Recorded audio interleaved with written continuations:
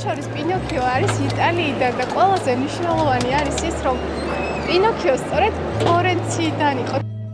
ალბათ ყველას გახსოვთ პინოქიოს ზღაპარი ბავშვობიდან, რომელიც არის იტალიური გამოგონილი პერსონაჟი. ხრისტოჯინის ამბავის იდეა არის მორალური გაკვეთილები ბავშვებისთვის, რომელიც შესანიშნავად აღწერა ფლორენციელმა მწერალმა კარლო კოლოდიმ.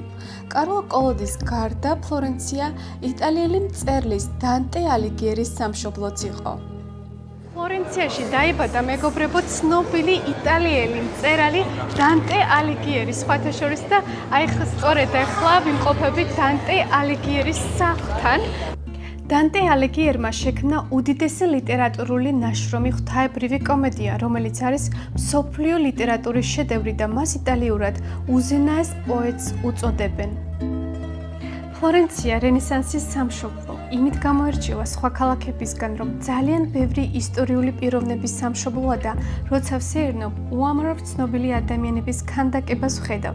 ისეთების როგორიცაა ნიკოლო მაკიაველი, გალილეო გალილეი, ამერიკო ვესპუჩი, ლეონარდო და ვინჩი და იტალიური რენესანსის პერიოდის მოქანდაკე ცნობილი როგორც მიქელანჯელო.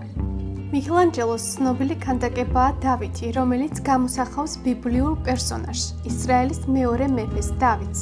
მართალია პირველი შეხედვით შიშველი მამაკაცი არაფრით მოგაგონებთ ბიბლიურ პერსონაჟს, მაგრამ შემდეგ აუცილებლად შეამჩნევთ, რომ მას მარჯვენა ხელში შურდული, ხოლო მარცხენა ხელში ქვა უჭირავს. სწორედ მათი წყალობით დაამარცხა დავითმა გოლიათი. დავითი თავისუფლების სიმბოლო და მიქელანჯელოს უდიდესი შედევრია.